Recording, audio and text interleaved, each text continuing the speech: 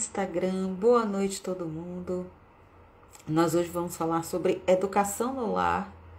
A Emmanuel, vai nos trazer este tema e vamos ver os puxões de orelha que a Emmanuel vai dar em todo mundo. Vamos lá, porque a Emmanuel é assim. Se não for para puxar a orelha, não é Emmanuel, né? Vamos ver o que ele trouxe. Educação no lar. Então, é o capítulo 12 do livro Caminho, Verdade e Vida. Ops. E vida, agora sim. Muito bem. Fixado. Deixa eu colocar aqui. Fazer um truquezinho aqui para ficar melhor. Muito bem, muito bem. Boa noite, boa noite. Bom, vamos lá falar sobre educação no lar. Capítulo 12 do livro Caminho, Verdade e Vida, de Emmanuel. Vamos nos encaminhar para a nossa oração inicial, para fazermos a nossa preparação, como vocês já sabem, fechar os olhos, fazer uma respiração profunda em 3 tempos, assim, ó, inspira em 3, retém, 1, 2, 3, expira, 3, 2, 1.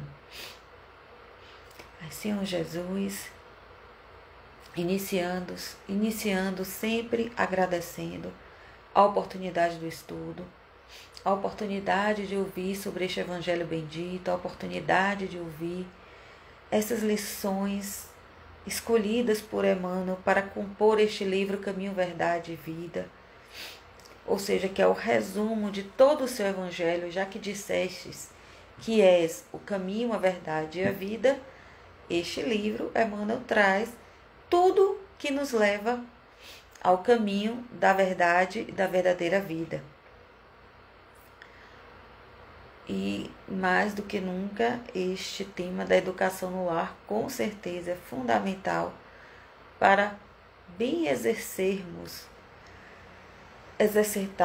nossos papéis sociais, especialmente o papel de cuidar de seres que são confiados a nós, para amá-los e conduzi-los para serem melhores do que quando chegaram aqui. Que possamos estar convosco, Senhor, iluminados na palavra, no trato com os filhos, no bom relacionamento, na boa convivência. Sê conosco, Senhor, hoje e sempre, graças a Deus. Então, boa noite, Márcio, boa noite, Socorro, boa noite. Vamos lá. Aqui, ó, educação no lar.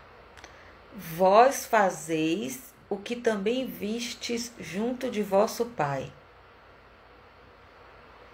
Sim, oi, né?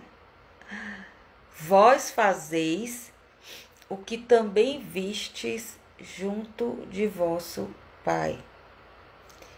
A gente faz tudo aquilo que a gente viu nosso pai fazendo. Boa noite, tia.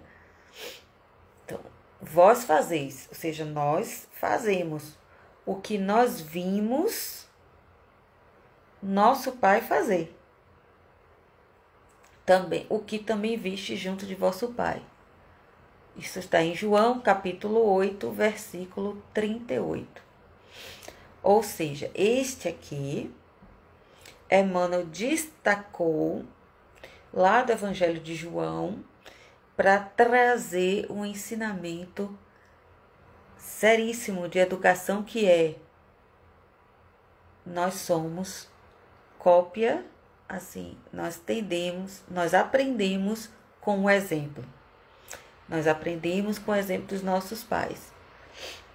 Eu já contei aqui várias vezes, não canso de contar, que quando a minha filha mais velha, hoje com 3 anos e 10 meses, e 10 meses, quando ela começou a introdução alimentar, eu decidi mudar a minha alimentação.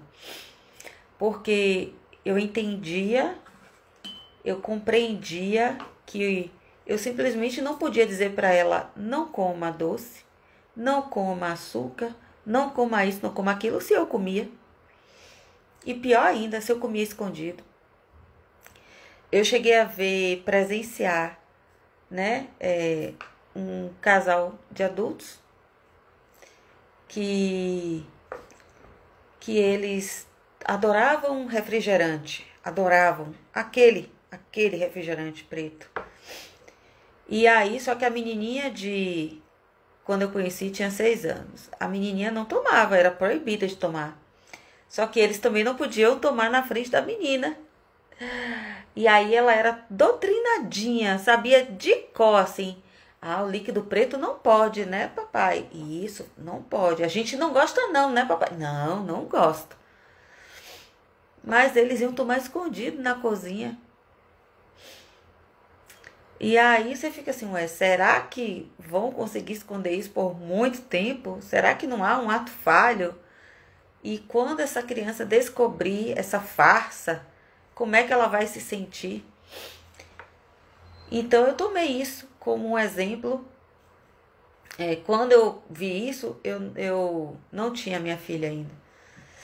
E outra, quando eu passei a assistir alguns programas de TV sobre alimentação infantil, como fazer, que eu comecei a observar que toda criança que se alimentava mal, na verdade, vinham de pais que se alimentavam mal.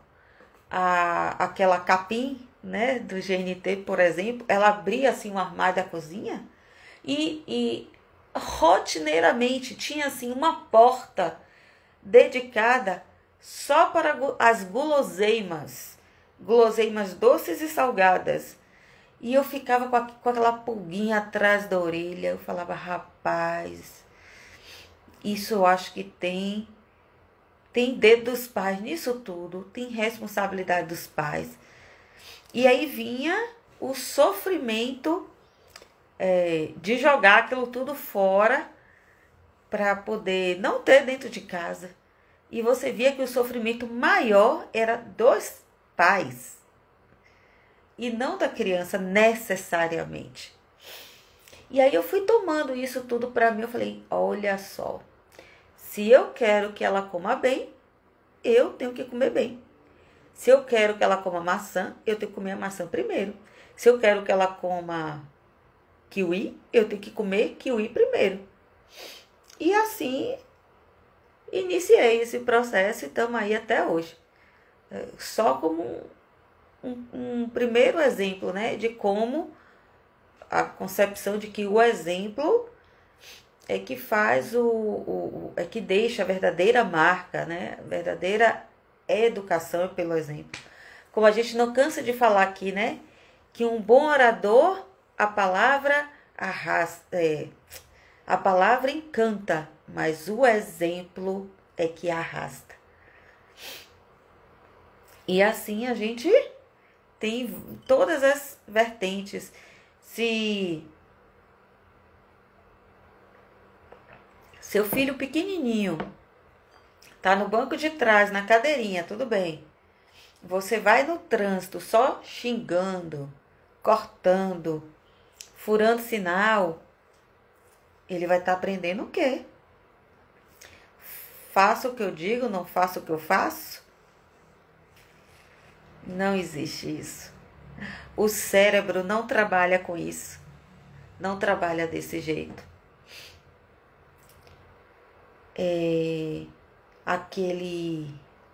Eu lembrei agora daquele Chris Brown, que namorava a Rihanna e que cometia diversos atos confessos de violência doméstica.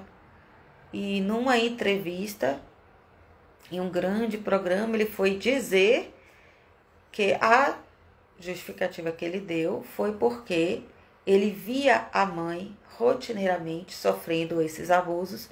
Então ele cresceu aprendendo isso. Não quer dizer, explica, mas não justifica, obviamente. Mas é só para a gente ver como o exemplo vai sendo imprimido aqui na nossa mente, vai ficando impregnada no nosso inconsciente, quando a gente menos espera, é aquilo que a gente bota para fora. Se na educação infantil, uma vez também, eu no mercado, eu nem tinha filho ainda, eu tava longe de ter filho, mas eu achei tão interessante no mercado aqui da cidade, né? Um mercado grande. Eu vi uma mãe jovem, uma mãe bem jovenzinha mesmo, assim, 30 e pouquinho, sabe? E um menininho, assim, de uns 4 anos, mais ou menos.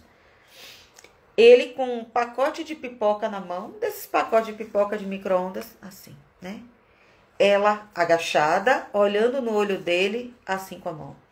Filho, me dá pipoca. Mamãe não vai levar hoje. E eu fiquei olhando essa coisa, né? E ela, filho, me dá pipoca, mamãe não vai levar hoje.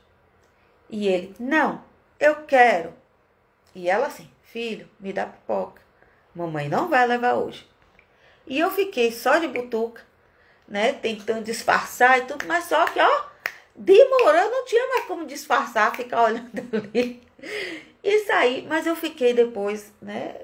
Depois que eu fui estudar disciplina positiva e fui me inteirar um pouco desse assunto, eu falei, rapaz, que interessante, porque se ela podia simplesmente tomar da mão dele, dizer assim, não vou levar, e ele ia chorar, e talvez ela deixasse levar, talvez ela deixasse ele chorar,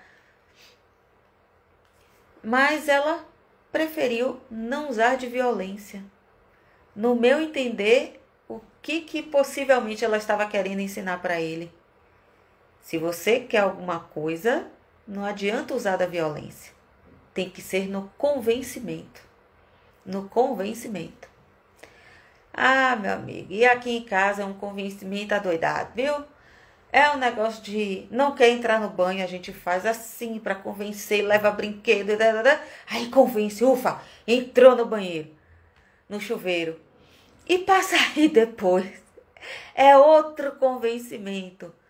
Porque eu creio, né, que o que a gente quer passar para eles é nada mais, nada menos do que a persuasão. Sim, a gente quer ajudá-los a aprender, sim, a persuadir, a convencer.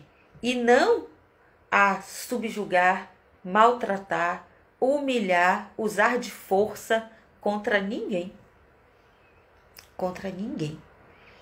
E isso a gente só consegue nesse dia a dia, sabe? Ensinando dia após dia. Dia após dia. E a gente fica assim, realmente complicado. Estamos na fase em que o pequenininho tá aprendendo que tem força. E força de bater. E aí você vai ensinar como. Boa noite, Tami. Boa noite, Fernando. E aí você fica, como é que eu vou ensinar meu filho a não bater? Batendo nele? Não tem lógica, né? Gritando com ele? Não tem lógica. Xingando ele? Aí hoje a maiorzinha falou assim, mamãe, Guga tá batendo muito na Mari. Vamos rezar pro anjinho, o anjinho da guarda, né? Vamos rezar pro anjinho ensinar ele a não bater? Falei, bora, minha filha. Vamos rezar pro anjinho e ensinar ele a não bater. E aí, nessa prece que ela que fez, eu aproveitei e pedi também, oh meu Deus, me ilumina como ensinar esse menino, como. E aí, né, lá vem a mãe pesquisar um monte de coisa de como fazer isso, né? De como passar por essa fase que todo mundo já passou. Mas não se perpetuar, né? Eu lembro também de uma mãe da escolinha contando isso também. do pelejo que é, da dificuldade que é. Né? Então a gente fica assim, como ensinar a coisa certa simplesmente fazendo a coisa certa, né? Tipo, não grite! E você gritando. Não bata! E você batendo. O inconsciente, ó, não vai. E aí a gente volta para essa frase do Cristo que está trazido por João. Vós fazeis o que também vistes junto de vosso Pai. A gente faz o que a gente viu nosso pai assim, pai e mãe fazendo. Aquele que é responsável pela nossa educação fazendo. Olha só a responsabilidade. Então, vamos lá ver. Essa foi a minha pequena introdução. Vamos ver agora o que Emmanuel está nos dizendo. Preconiza-se na atualidade do mundo uma educação pela liberdade plena dos instintos do homem. Plena liberdade dos instintos, olvidando-se pouco a pouco os antigos ensinamentos quanto à formação do caráter no lar. A coletividade, porém, cedo ou tarde, será compelida a reajustar seus propósitos. A Socorro aqui dizendo que é o produto do meio. Sim, é o produto do meio. Sem determinismos, obviamente, né? Mas é uma grande influência, sim, né? Porque existem exceções para justamente comprovar a regra. A regra é sermos produto do meio? Sim. Existem exceções? Sim. Para um lado e para o outro? Sim. Existem exceções. E aí vem a beleza da educação, né? Que é aquela totalmente individualizada, a disciplina positiva, que é totalmente direcionada para cada filho. Você entender que um filho é diferente do outro e cada um necessita de uma intervenção diferente em determinados itens diferentes, né? Então, isso é importante de se observar. A gente, não sei se vocês ouviram isso, mas a gente ouvia muito quando era menor, né? Como que vocês são tão diferentes e tiveram a mesma educação? Mas porque somos seres diferentes. E a mesma educação jamais foi dada. Impossível ser dada a mesma educação. Porque não tem como você ter dois filhos, um que é organizado e outro que é desorganizado, você brigar com os dois para não organizar. Por não ter organizado a casa, por não ter organizado os brinquedos. Você não vai exigir do organizado a organização, porque ele já é. Mas talvez ele não seja bom de leitura, e você tem que estimular a leitura. Já o outro que é desorganizado, talvez goste mais de ler, ou facilita mais com as tarefas da escola, né? Então, ó, como são... Para um você tem que dar uma atenção numa coisa, para outro tem que dar atenção em outra. Então, somos produto do meio? Sim. Dando nossas impressões individuais, nossos caracteres que nós já trazemos, né, dentro do nosso caráter, dentro da nossa personalidade, e que aí pai e mãe vão moldando, pai, mãe, né? O educador vai moldando dentro do aquilo que ele identifica como que precisa ser melhorado, e aí vai ser auxiliado nesse processo. Então, educação pela liberdade plena dos instintos do homem, não. Oi, Gleice. Gleice chegou para nos ajudar, então, sobre educação. Então, os antigos ensinamentos quanto à formação do caráter no lar, ou seja, essa plena liberdade, se esqueceu de que é no lar que a gente aprende, é dentro de casa que a gente aprende, é dentro de casa que a gente tem a formação do caráter no lar. É assim que a Amanda está escrito, ó. Esquecemos os antigos ensinamentos quanto à formação do caráter no lar. A coletividade, porém, cedo ou tarde, será compelida a reajustar seus propósitos. Rossandro tem várias palestras sobre isso, né? Sobre educação, sobre a visão dele sobre o que aconteceu com a educação hoje doméstica, né? Que a geração nossa, alguns, né, passaram por uma educação doméstica extremamente violenta, talvez não fisicamente, mas sim fisicamente em alguns, mas mais ainda violenta emocionalmente, através daquelas histórias de subjugação, de humilhação, de desvalorização. E, no entanto, essa geração que foi criada assim decidiu que queria fazer diferente e, ao tentar fazer diferente, simplesmente zerou. Foi para o extremo oposto, que é a anulação absoluta. E aí gerou, né, essa geração de crianças déspotas dentro dos lares, totalmente tiranos e assim, sem qualquer limite.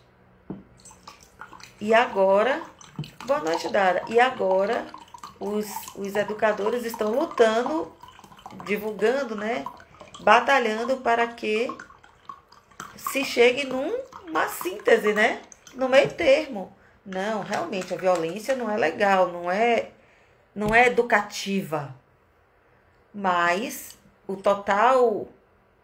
total omissão também não é. Então, como é que a gente faz o meio termo? Ó a Gleice dizendo, menina, educação rende comentários. São questões com os filhos, mas principalmente com os pais.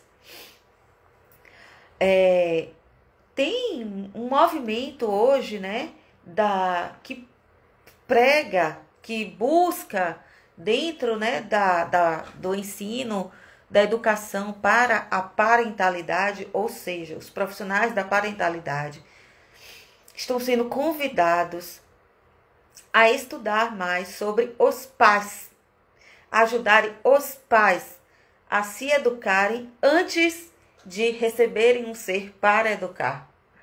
Em inglês, o movimento hoje que a gente vê, pelo menos quando eu participei dos diversos cursos de gestantes, né, sempre tinha uma psicóloga, um psicólogo, sempre tinha um psicanalista, sempre tinha uma doula, né, que era justamente tentando fazer esse preparo emocional dos pais para receber a criança. Então, agora ainda está bem longe de atingir uma massa, mas que já há esse movimento de educação dos pais, educação emocional dos pais, para que eles possam aí sim gerar uma nova vida, perante os quais estarão totalmente preparados, né? Vamos dizer assim. A Igreja está concordando, sim, seria muito importante realizar este preparo. Pois é, eu vejo, pelo menos eu tive contato, né, com muitos desses profissionais que lutam, né, que fazem essa divulgação da necessidade do... Sabe como é que chama até? Oh, meu Deus, eu vi agora antes de entrar aqui, meu Deus, o nome é gestacional, não. Enfim, tem um nome que como é que a gente faz o exame? A gente vai fazendo aqueles exames gestacionais, né? E aí existe também os exames psicológicos, o preparo psicológico para aquele novo ser que está chegando. Então, vamos lá. E hoje que a gente vê bastante gente trabalhando nessa linha de acolhimento de pais e mães. Elisama é uma das maiores, né, que a gente vê. Elisama. Tem Meu Deus, hoje eu estou esquecida dos nomes de todo mundo. Daqui a pouco eu lembro. Mas a Elisama hoje é uma das pré-natal. Pronto, um pré-natal psicológico. Isso, Dara. Seria um pré-natal psicológico.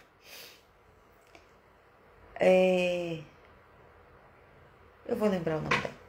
Então que a gente, né, tem muita mãe, muitas mães lutando para também passar esses conhecimentos para as novas mamães, né, que ainda vão ter suas questões sendo trazidas por seus filhos. Que na verdade, quando a gente vê um menino se comportando assim, nossa, é igual a mim. Das duas, uma. Ou você vai gostar, ou você não vai gostar. Se você gostar, talvez porque é uma coisa boa. Mas se você não gostar, é talvez por uma coisa que você não gosta em você. E aí vai vir o conflito. E aí quando vem o conflito, gera toda aquela problemática de família que a gente sabe, que a gente ouve, que a gente vive por aí. Então vamos lá. Os pais humanos têm de ser os primeiros mentores da criatura. Os mentores, ó.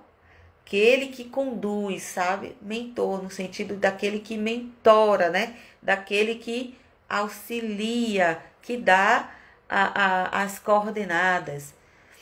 De sua missão amorosa decorre a organização do ambiente justo. Então, primeira missão é organizar um ambiente justo. Conflito entre filhos. Como é que você vai decidir por um e por outro? Quem está com a razão, tentar ser o mais justo possível. Com as circunstâncias da vida, no trânsito, tentar ser o mais justo possível. Você vai no mercado, você vai comprar alguma coisa, você vê que o troco está errado e você ensina seu filho a devolver. Né? Então, tudo isso é organização de um ambiente justo.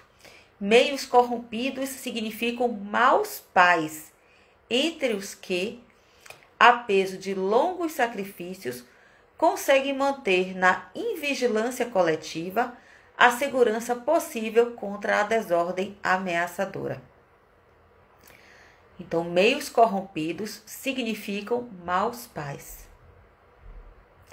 Olha só, se você vê uma família em que o marido e mulher, os esposos, né, vivem brigando, a gente está ensinando o que para a criança? Que aquele ambiente é o ambiente natural. É normal viver em ambiente de luta, em ambiente de discussão, de gritaria. Então, meios corrompidos significam maus pais, entre os que, a peso de longos sacrifícios, conseguem manter na invigilância coletiva. A gente vai reproduzindo o que outras famílias também fazem. Em vigilância coletiva, muitos pais vão repetindo. E às vezes a gente vai na escolinha, a gente vê pais e mães, né? Fazendo desajustes emocionais e vai ensinar o que para a criança? Nossa, aquela cena daqueles pais que bateram numa criança porque seu filho caiu com a bola, né? Quem não lembra dessa cena? Tá ensinando o que, né? Para aquele filho. Então, esse tipo de pais conseguem perpetuar a coletividade, ou seja, gera uma desordem social ameaçadora. Então, hoje a gente vê essa confusão em termos de educação, muitas vezes, por conta da invigilância coletiva. E para isso precisa se tratar coletivamente. A tarefa doméstica nunca será uma válvula para gozos improdutivos. A tarefa doméstica, né, dentro do lar, nunca será uma válvula para gozos improdutivos, porque constitui trabalho e cooperação com Deus. Tudo que a gente se desvelar em favor dos filhos não é improdutivo. Nada que a gente fizer em favor das crianças será improdutivo, porque um dia elas vão entender tudo que a gente fez. Rossandro também trouxe várias vezes já um estudo sério feito por uma universidade, não sei se foi na Inglaterra ou dos Estados Unidos, em que estudaram estudantes de medicina no primeiro ano. Aqueles que se deixaram levar pelo oba-oba, festa, bebida, drogas, no primeiro ano de medicina, e aqueles que não se deixaram levar, faziam estudos sérios, se dedicavam a se profissionalizar de verdade. E dentre todas as variáveis que eles foram tentando achar, aqueles que, homens e mulheres, não era variável determinante. Raça, branco, preto e pardo e amarelo, nada. Idade, nada. Filhos de famílias casados ou separados, divorciados, também não era relevante. Vindo de escola pública, vindo de escola privada, nada. Até que chegaram a um fator, aí sim, que deu todo o diferencial. Crianças que eram levadas para as religiões de seus pais até os 6 anos de idade. A educação religiosa que você dá para o seu filho, que você pratica, obviamente, com verdade, é determinante para o caráter, as escolhas de seu filho na vida adulta. Tudo que você faz para ele até os 6 anos de idade, de ensino moral, vai ser determinante para ele na vida adulta. E aí, com esse dado, começaram a questionar se alguma religião específica tinha alguma influência maior. Não tinha. O que importa era dar educação moral religiosa. Educação moral que, por vezes, vem através das religiões. Mas educação moral, na verdade. Educação moral. Olha só que importante isso. Então, a tarefa doméstica nunca será improdutiva, porque constitui um trabalho e cooperação com Deus. Se lhe dissessem assim, meu filho, Deus chegasse para você, Jesus viesse assim, ó, eu estou vendo Jesus, eu estou vendo Maria, eu estou vendo Nossa Senhora, meu filho, está aqui um ser para você cuidar. Eu tenho um trabalho para você. Você poderia me ajudar? Ai, meu Deus, minha Nossa Senhora, meu Jesus, meu Deus, está me pedindo ajuda. Isso, toma aqui, ó, cuida deste serzinho que estou te dando. Que pode ser pela barriga, pode ser pela adoção. Cuida dele aqui. Coopera comigo. E aí você pensa assim, nossa, olha a responsabilidade. Olha a responsabilidade. Ter filhos não é só um ato biológico em que a sociedade exige, né? Oi, mãe, demorou, mas chegou. Tô falando da senhora, tô falando de educação no lar.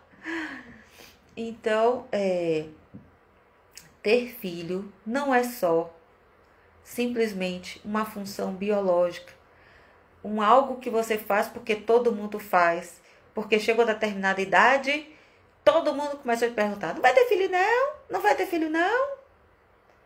E se preparar, porque a coisa é laboriosa. É laboriosa. O homem ou a mulher que desejam ao mesmo tempo... Boa noite, Elvia. O homem ou a mulher que desejam ao mesmo tempo ser pais e gozadores da vida terrestre estão cegos e terminarão seus loucos esforços, espiritualmente falando, na vala comum da inutilidade. Olha, eu vou repetir o que Emmanuel falou. É a frase de Emmanuel. Emmanuel, nesse texto, ele foi extremamente duro. Vamos lá. Laboriosa e maravilhosa, né, mãe? Sim. Quando a gente vê os resultados, é que realmente dá uma alegria. O homem ou a mulher que desejem ao mesmo tempo ser pais e gozadores da vida terrestre. Gente, olha só. Ser pais e gozadores da vida terrestre estão cegos e terminarão seus loucos esforços, espiritualmente falando, na vala comum da inutilidade. Vai ser inútil todo o esforço, todo o trabalho, até mesmo porque não vai ser tanto esforço assim, né? Já que não domou muitas dos gozos da vida terrestre, né? Debalde, o Debalde tão criticado, coitadinho esse termo, se improvisarão sociólogos para substituir a educação no lar por sucedâneos abstrusos que envenenam a alma. Calma que a gente vai explicar. E não obstante, ou seja, apesar disso, por causa disso, vão ser improvisados sociólogos no sentido de especialistas, né? Que para tentar substituir a educação no lar. Os professores, coitados, hoje em dia são, não sei, é um misto de uma loucura, né? A gente não educa em casa, aí manda para a escola para que a escola eduque. Se por acaso alguma escola for um pouco mais rígida, tentando estabelecer algum limite para aquela criança, os pais, por sua vez, vêm em cima da escola, ou seja, eles não educam e não querem que nem a escola eduque. Quer dizer, tá tudo meio louco, né? Porque não é função da escola a educação doméstica, é nossa. Boa noite, Taz. É nossa a educação doméstica. Mas sociólogos, no caso, né, os entendidos especialistas, não substituem a educação no lar. Só um espírito que haja compreendido a paternidade de Deus, né, Deus como Pai, acima de tudo, consegue escapar à lei pela qual os filhos sempre imitarão os pais, ainda quando estes sejam perversos. Nossa. Então, só aquele que entende Deus como um pai, que vê que Deus é um pai e não um pai amoroso, não punitivo. Um pai amoroso, misericordioso, indulgente, benevolente. Então, só esses que compreendem, acima de tudo, né, essa noção de Deus Pai, consegue escapar essa lei de que os filhos sempre imitarão os pais, ainda quando estes sejam perversos.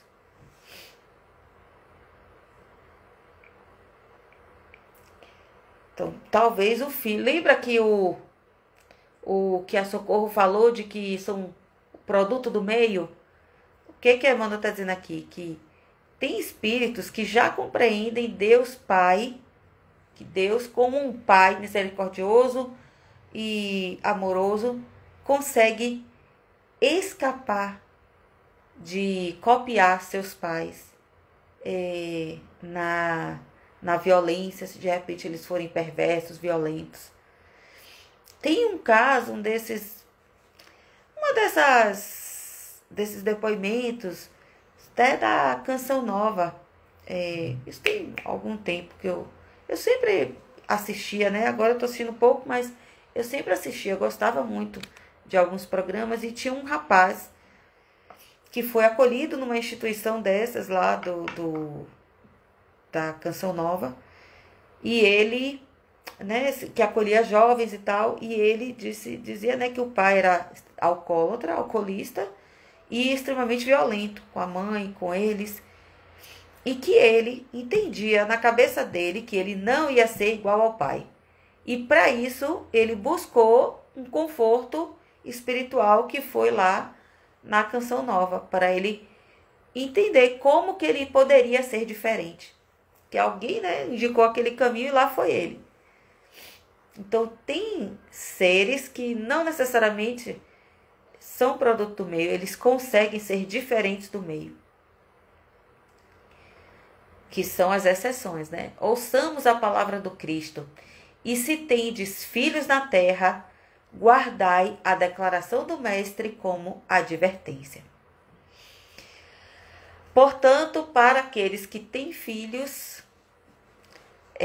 Emmanuel pede que a gente tome esta frase do Cristo como uma advertência, um alerta, um ensinamento, né? Porque a gente sabe que doutrina espírita não culpa ninguém, apenas reflete a responsabilidade de cada um. E aí eu vou repetir de novo a frase. Vós fazeis o que também vistes junto de vosso Pai. Você faz aquilo que você vê seus pais fazendo. Ok. Hoje até o estudo foi um pouquinho mais adiante, né? Que com essa nova proposta eu estou reduzindo a 30 e poucos minutos. Mas hoje eu achei importante trazer todo este conteúdo, que realmente educação eu gosto de falar, né? Então, vamos agradecer a Deus, fazer a nossa respiração em 3 tempos, para a gente poder agradecer a Deus essa oportunidade. Assim, inspira em 3, retém, 1, 2, 3, expira, 3, 2, 1. Senhor Jesus, te agradecemos imensamente, Senhor, os pais que nós tivemos, porque através deles, que nós tivemos e temos, né? Porque através deles nós recebemos a oportunidade de reencarnarmos, recebemos a oportunidade de termos uma educação, já que o que somos hoje aprendemos com eles de um jeito ou de outro, aprendendo a ser ou aprendendo a não ser, mas aprendemos com eles. Te agradecemos, Senhor, a oportunidade de receber também outros seres sob nossos braços, nos nossos braços, que ficarão sob nossa responsabilidade pelos anos que entender necessário, que possamos bem conduzi-los, bem orientá-los, bem exemplificarmos. E para aqueles que ainda não têm Senhor e que assim desejam, que o Senhor possa abençoar também com esta grande oportunidade, com esta bênção de poderem também ter uma criança, um outro ser, sob seus cuidados, sob o seu amor. Que possamos todos, Senhor, bem entender a noção do amor de pais, mães para filhos. Que possamos bem exercitar e que quando vierem aqueles dias mais difíceis, em que dá vontade de arrancar os cabelos, que simplesmente lembremos do amor, que o amor seja maior que o nosso desespero momentâneo, que possamos aprender a silenciar nos momentos de silenciar e de orientar no momento de orientar. Ilumina-nos, Senhor, guia-nos para que cada vez mais possamos ser o melhor pai, a melhor mãe que o nosso filho podia ter, respeitando-nos, mas também melhorando-nos para cumprir esta grande missão. Sê conosco, Senhor, hoje e sempre, graças a Deus. Muito bem, meus amigos, obrigada a todos pela presença. Lembretes finais: pegar um copo com água, colocar do lado da sua cama, rezar para o seu anjo da guarda, impor as mãos, pedir para ele fluidificar aquela água, colocar nela o remédio que cada um de nós necessita. Remédio para a cura de males físicos, remédio para a cura de males espirituais. No dia seguinte, você bebe aquela água com toda a fé que você tiver. Oh, Tami, ficou até o final, que bom. Pedir para compartilhar, mandar para os seus amigos, enviar. Quando estiver lá no IGTV, você vai lá naqueles 3 pontinhos, compartilhar. E aí você manda nos seus grupos de WhatsApp, para os seus amigos, para que a gente amplie cada vez mais essa corrente do bem. Boa noite a todos e até amanhã às 21h30, se Deus quiser. Até lá.